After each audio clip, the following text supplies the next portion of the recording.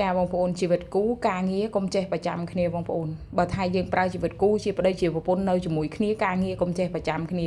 តែចេះប្រចាំគ្នាការងារអត់មានទៅមុខទេបងប្អូនការងារគឺនៅនឹងដដែលអត់ទៅមុខហើយវាអត់រីចម្រើនទៅណាទេហើយជាពិសេសប្រចាំគ្នាការងារស្រីឯអ្នកធ្វើការងារប្រុសខ្ញុំមិនធ្វើអីចឹងអត់មានទេបងប្អូនអ្នកណាទំនេរអ្នកនឹងធ្វើត្រូវចេះជួយគ្នាព្រោះយើងជាពិសេសអ្នករ៉ូស៊ីរឹតតែត្រូវចេះជួយគ្នាជាពិសេសបងប្អូនអ្នកលក់ដូរខ្ញុំប្រាប់ហត់ណាព្រោះថាមនុស្សស្រីយើងធ្វើការមុខផ្ទះផងក្រោយផ្ទះផងអត់មានរឿងតិចទេបងប្អូនណាដាំបាយធ្វើម្ហូបលាងចានអីចឹងណាហើយបោកហាបោកអីទៀតហើយស្វាមីបើថាគាត់ទំនេរជួយគ្នាចាបងប្អូនជួយគ្នាម្ដាយមួយជើងទៅបងប្អូនកុំប្រចាំគ្នា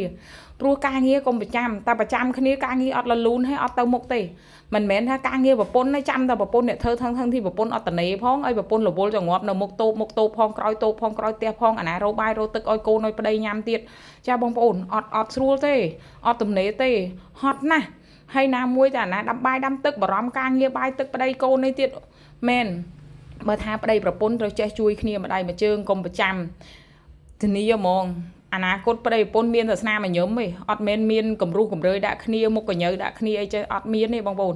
តែបើថាប្តីប្រពន្ធយើងត្រូវចេះជួយគ្នាម្ដាយមួយជើងការងារនេះអូននេះការងារនេះអូនឯងធ្វើនៅអូនអត់ទាន់ធ្វើទេចាំបងអ្នកធ្វើអីចឹងខ្ញុំជឿហ្មងក្រុមគ្រួសារមានតែសុភមង្គលទេក្រុមគ្រួសារមានតែសុភមង្គលទេអត់មានពាក្យថាឆ្លោះគ្នាអត់មានពាក្យថាករុះករើយដាក់គ្នាអត់មានក្រោកព្រឹកឡើងមុខកញើដាក់គ្នាអត់មានពាក្យហ្នឹងទេបងប្អូនបើថាយើងក្រោកព្រឹកឡើងចេះជួយគ្នាហើយបើថាថ្ងៃនេះការងារមានប៉ុណ្ណេះណាអូការងារមានអីខ្លះអូនឯងការងារអូនឯងមានអីខ្លះការងារបងមានអីខ្លះអញ្ចឹងចាំអូនធ្វើអានេះបងធ្វើអានោះអីចឹងចេះនិយាយប្រាប់គ្នាចេះសួរគ្នាចេះពិភាក្សាគ្នាខ្ញុំជឿប្តីប្រពន្ធ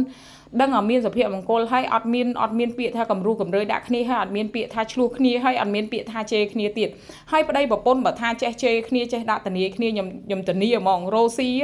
ដល់ងាប់ទៀតរ៉ូស៊ីអត់ឡើងហ្មងរ៉ូស៊ីដល់ងាប់ទៀតរ៉ូស៊ីអត់ឡើងហ្មងប្តីប្រពន្ធមានតែឲ្យកម្លាំងចិត្តគ្នាផ្ដល់កម្លាំងចិត្តឲ្យគ្នាចាកុំជេរគ្នាក្រោកព្រឹកឡើងកុំមុខកញើដាក់គ្នាកុំជេរគ្នាបងប្អូនយើងត្រូវញញឹមដាក់គ្នាមិនថាមានរឿងអ្វីកើតឡើងទេបងប្អូនព្រោះថាយើងប្រើជីវិតគូជាមួយគ្នាយើងចាប់ដៃជាមួយគ្នាហើយអត់ស៊ីមានស៊ីយើងក៏នៅមួយគ្នាដែរបងប្អូនត្រូវចេះញញឹមដាក់គ្នារហូតហើយយើងត្រូវមានរឿងអីយើងមកភាសាគ្នាប្តីប្រពន្ធយើងចាហើយកុំទៅថាឲ្យប្តីនៅមុខគេមុខឯងចា